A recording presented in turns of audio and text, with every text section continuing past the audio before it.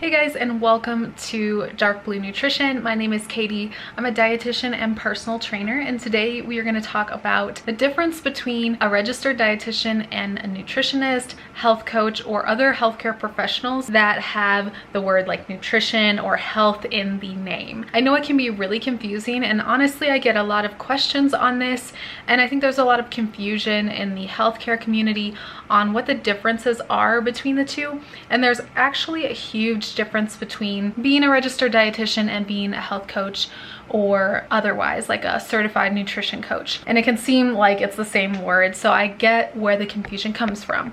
Now, this is not a video to shame, people who get a certification or people who are health coaches.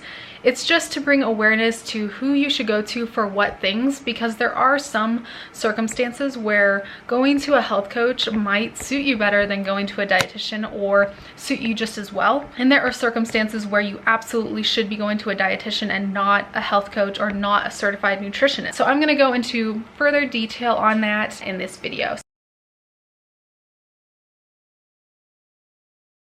Hello, for those of you who are new, my name is Katie. I'm a dietitian and personal trainer, and this is Dark Blue Nutrition. If you want to subscribe, then you'll get videos on nutrition, wellness, and fitness to stay calm, confident, and connected with your body. So let's get into that video. The first thing that I think you should know about registered dietitians is that we actually are required to have a degree and an internship in order to qualify to take an exam. So we have to do all three of those things in order to become a registered dietitian, which automatically makes it a little more like weeded out.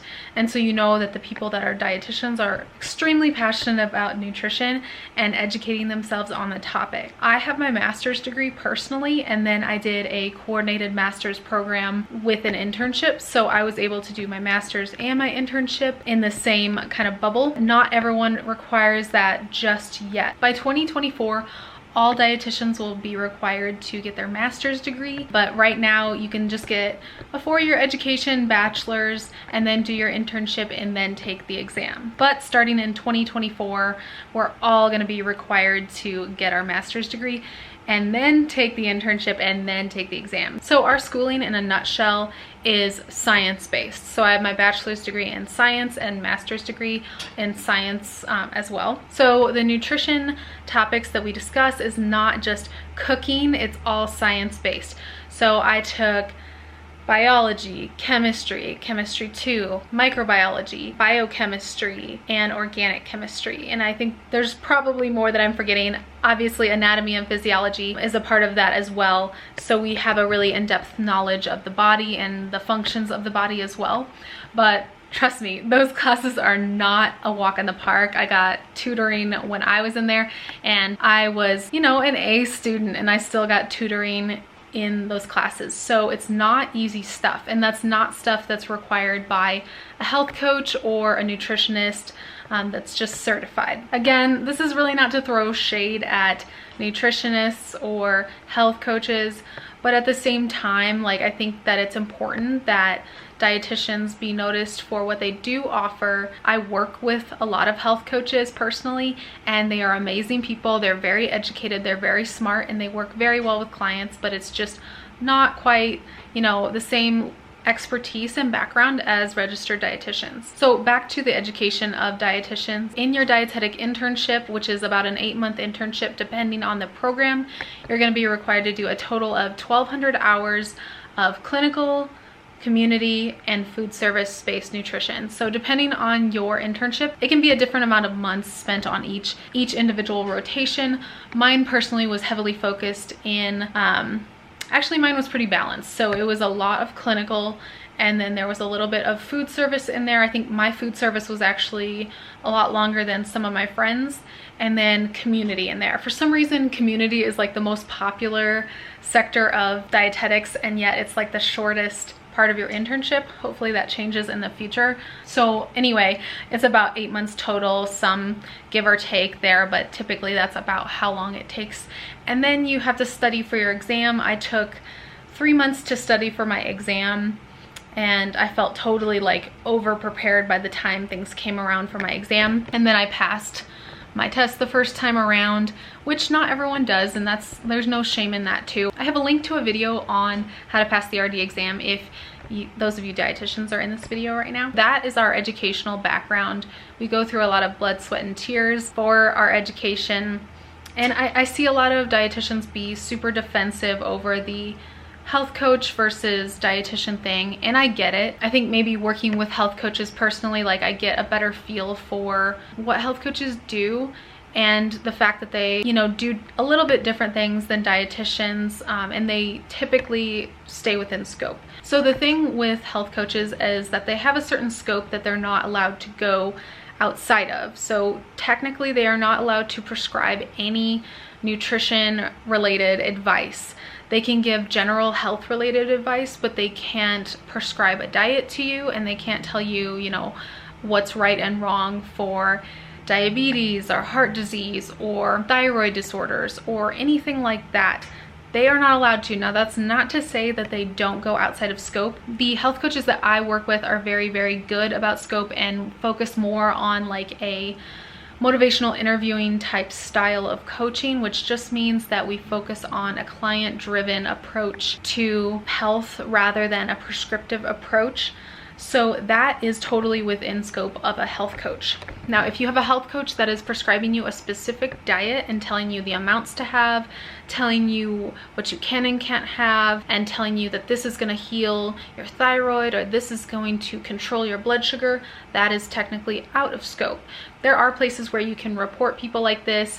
I don't like being, you know, the dietitian police, but of course, if I see someone that is putting someone else in danger, then that's something that is appropriate to do. If you see someone that is prescribing diets to people and they don't have that educational background or knowledge or right to give those prescriptions out. That's just like someone who is not a doctor prescribing medicine to people and giving medicine to people when they're not a doctor and that's not within their scope. That's like being a drug dealer, kind of.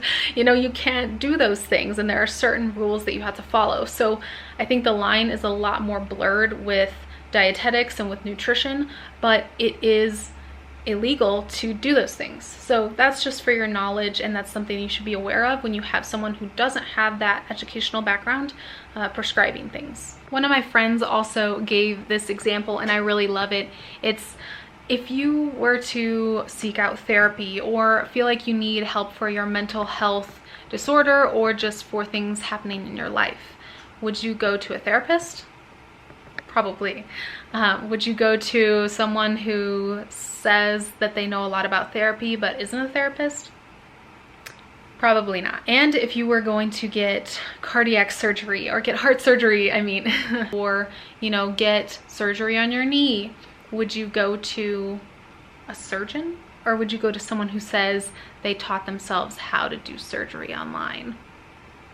Just things we don't quite think about. And yes, dietitians don't perform surgery or anything like that, but there is a lot to be said about how nutrition can affect the body. And so if there are people out there that are throwing around things that they really don't know anything about, keto,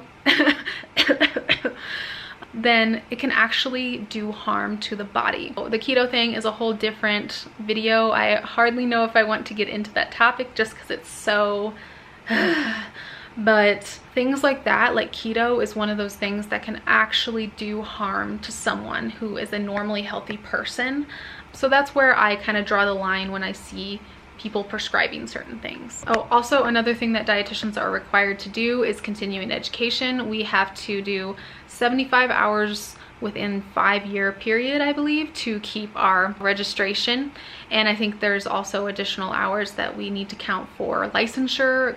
Technically, Colorado does not need licensure for dietitians, so I don't have licensure, but I did back in Illinois. But we have a lot of educational requirements that we need to continue, as if our education wasn't enough. But I do believe that continuing education is so important, because nutrition is one of those things that's always changing. Anything that's science-based is always changing. So we have not only our degree, but we have knowledge that we have to maintain throughout the years that we spend as a dietitian. With that, I just want to explain that there are some reasonings behind seeing a health coach and not needing to see a dietitian and needing to specifically see a dietitian. Starting with the health coach aspect of things, if you are just working on building healthier habits and building healthy goals and you don't need any specific prescriptive advice, then I would suggest that you could either see a dietitian or a health coach, depending on your preferences. A health coach is really designed to help you work on goal setting and achieving your goals, whereas a dietitian may help you more with specific foods that you can eat and specific habits. And a dietitian can still do the same thing and help you with behavior change and nutrition. But if you, for some reason, want to assess whether or not you need a health coach versus a dietitian, if you have no underlying conditions or you don't want specific advice necessarily, then you can go the route of a health coach. But if you want to see someone for diabetes management or heart health or a specific diet that you want to make sure you're following correctly, then you're going to want a dietitian. And not only that, you're going to want a dietitian that specializes in a certain area if you have a certain condition. So us dietitians have a very wide scope of education on all the various disease states, so we can help you with all of them. But typically, like if you have someone who is younger, then you'd see a pediatric dietitian, or someone with diabetes, then you'd see someone that specializes in diabetes specifically. Or if you're someone with a hormone imbalance, then you'll want to see a dietitian who specializes in that. And if you have disordered eating, then you'll see a dietitian that specializes in eating disorders. You'll see that dietitians have a wide variety of different practice areas that they can go in, so your best bet is to see a dietitian that fits your needs, because we're not all the same and we may have specialty areas that really differ. Back to the health coach thing, health coaches are not going to have as wide of a variety of things that they specialize in because they just don't have that medical nutrition therapy background that dietitians do. So dietitians can kind of pick and choose where they want to go with their scope. So if you're interested, I do take one-on-one coaching clients. I don't take too many, so spots are very limited, but you can always reach out to me via email, and you can find that down below, or you can reach out to me on Instagram if you're interested in one-on-one coaching. I hone in personally on intuitive eating and women's health, just because that's two areas that I have a lot of experience in and two areas that I'm very passionate about. I had no period for 2 years and then was able to get it back and get my period in sync. So women's health is something that I've learned a lot about personally, and it's something that I think is a really fascinating topic. And I have a history of a less than perfect relationship with food, so that's what led me to becoming a dietitian, and that makes me super passionate about intuitive eating, which is a topic I talk about a lot on this channel. So if those are things you're interested in, then maybe working together would be a good fit, but make sure to reach out to me and we can talk more about that if you're interested. So thank you so much for watching today and hanging out with me. I'm so glad that you are educating yourself on dietitians and the difference between dietitians and health coaches and nutritionists, because I know it's a very confusing topic for many and it's totally understandable. So I appreciate you staying to the end of this video, and make sure to comment below if you have any other questions on dietitians or my job or what I do or anything else like that. I will leave some more videos that you might be interested in that relate to this topic in the description box and in the end card. So I will see you in the next video. Bye guys.